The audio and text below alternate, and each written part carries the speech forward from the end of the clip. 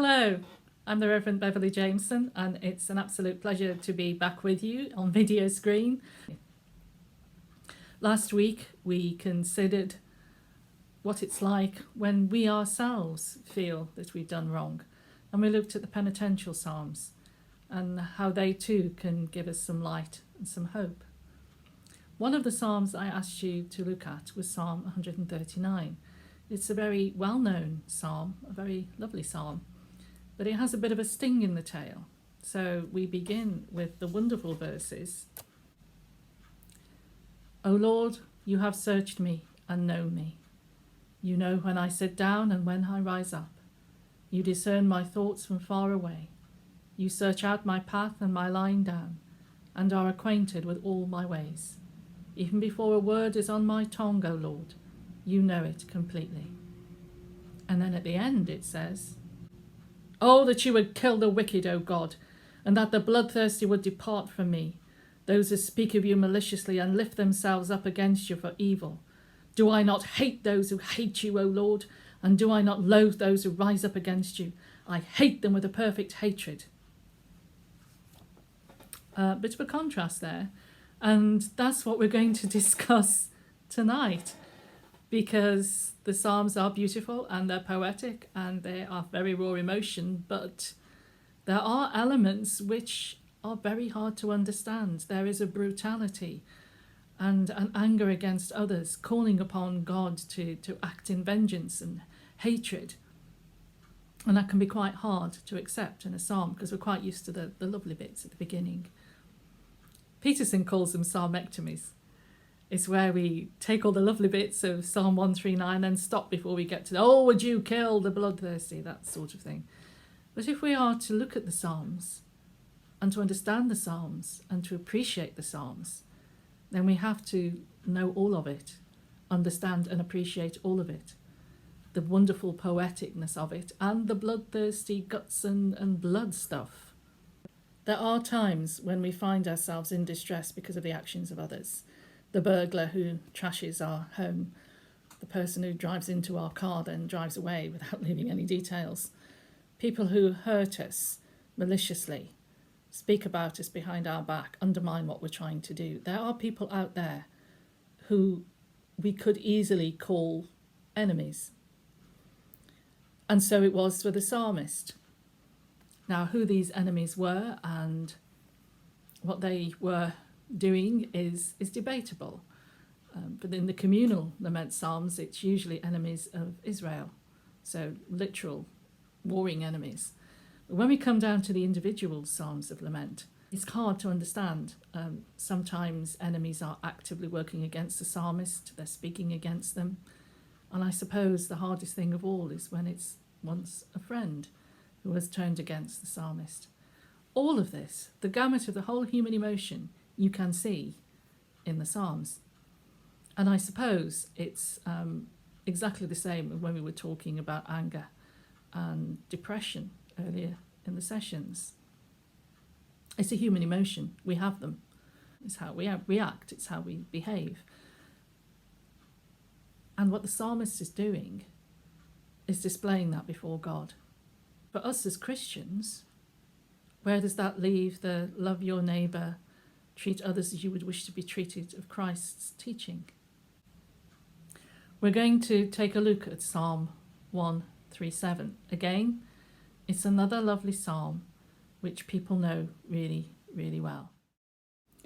By the rivers of Babylon, there we sat down, and there we wept, when we remembered Zion.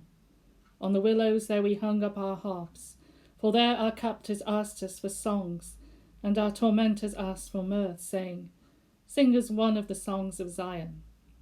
How could we sing the Lord's song in a foreign land?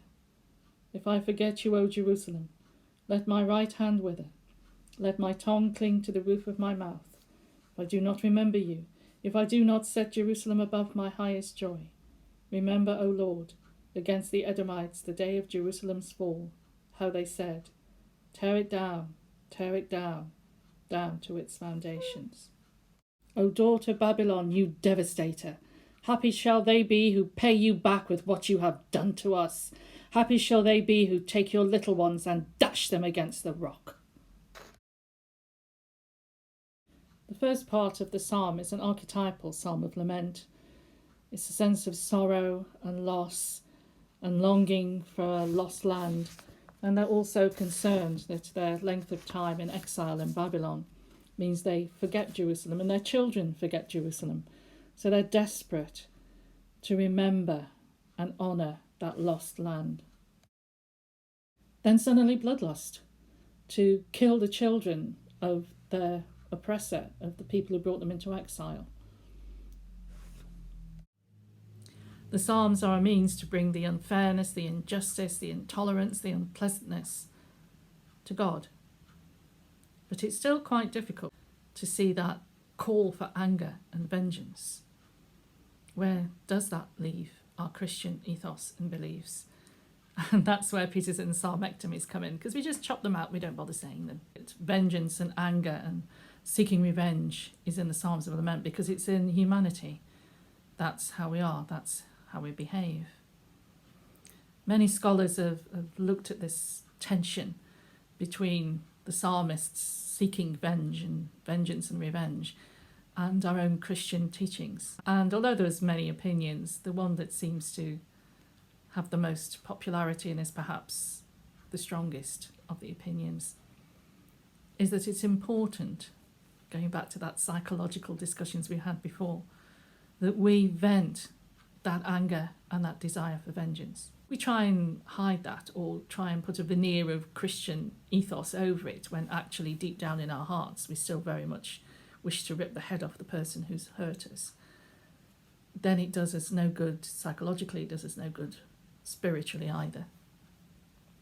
But the crucial thing to recall is we may have the words of vengeance and revenge, but we don't have to act on it.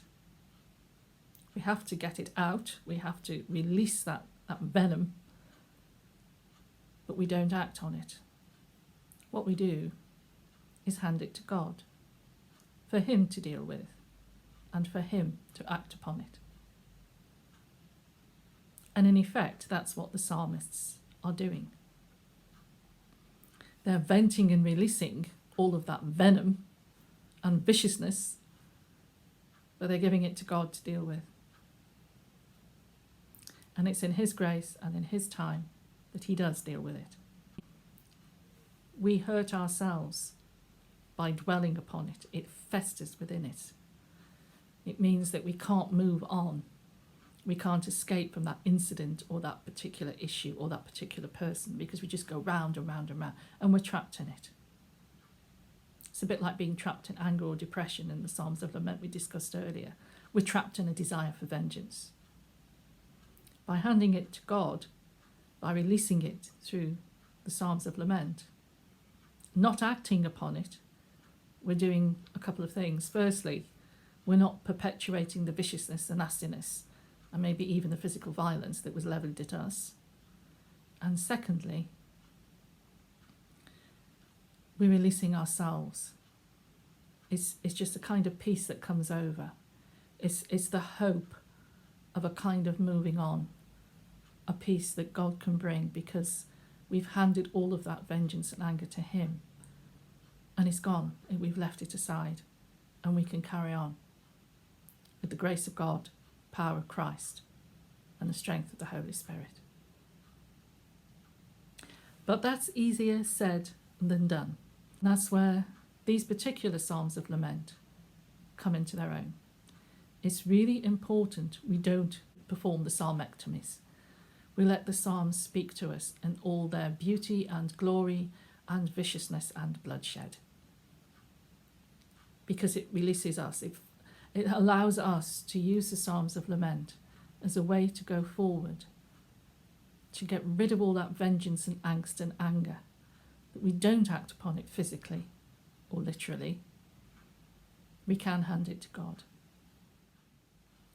For most of this session, we've been speaking about individual Psalms of Lament and how they impact on us personally, individually. But we are pack animals. Humans like to be in social situations. We form groups, whether they be social groups or teams at work. And within that group, we have unwritten rules and regulations and attitudes and behaviours that we all adhere to be in with the in crowd, to be part of that group. Now, I'm old enough to remember the Troubles in Northern Ireland and the astonishing the peace negotiations that happened on Good Friday. And nobody ever thought that those two opposing parties could ever be reconciled. To have those two national leaders sitting at a table together. It was unthinkable, it was just never going to happen. A lot of the communal Psalms of Lament are about conflict, war. Psalm 137 is absolutely about that, when the Jews were taken off to Babylon as slaves after the wars in Jerusalem, and Jerusalem was destroyed. There is an opportunity to look at those communal Psalms of Lament and get the aggression of a group. It doesn't have to be a national group or a country, it could just be a dispute between individuals, between groups in church, between various people, to just look at those communal Psalms of Lament, get all of that vengeance out of the way, hand it over to God, put it to one side, and the hope of a future of moving forward, of working together. It links beautifully into Jesus' themes of forgiveness and being sorry. It links beautifully into our Christian ethos of loving our enemies. But sometimes we have to get that angst out of the way before we can forgive. And that's just who we are. And the Psalms of Lament help us do that. So maybe there are opportunities to use those Psalms of Lament in any dispute or conflict in a Christian organisation, whether it's between flower ladies or organists or vicars. Well, this is our last time together, and although I can't see you because I'm on a video screen, my thoughts and prayers have been with you all, and I truly hope that you've learned a little bit more about Psalms of Lament in particular, and the hope that can be found through them and in them, and how challenging they can be as well in many, many ways, not only to our beliefs, but to us personally, our attitudes and behaviours. So for the final time, over to you. And this time I'd like you to focus on the issues that we've raised and discussed as part of vengeance in the Psalms of Lament and how that is dealt with, and the issues that may be thrown up as a result of that for you and for the wider world. I'd like you to look again at Psalm 139 and 137 in the light of that. And because this is our final time together, I'd like you to spend a little time just thinking about all of the 4 sessions we've had and which of those issues raised throughout those 4 sessions has actually touched you the most. Which ones have really made you think, and touched you the most. And equally, to think about the issues that have been more challenging, the ones that have challenged you the most as we've gone through. Well, I wish you all the very best. I wish I could see you, but it's been an absolute joy and a privilege for me to go back into a Bible study that I love. I've had a couple of articles published in Theology on the back of my dissertation on Psalms of Lament, but it's wonderful to actually share and think about the Psalms with yourselves. So keep safe, keep well, and God bless always.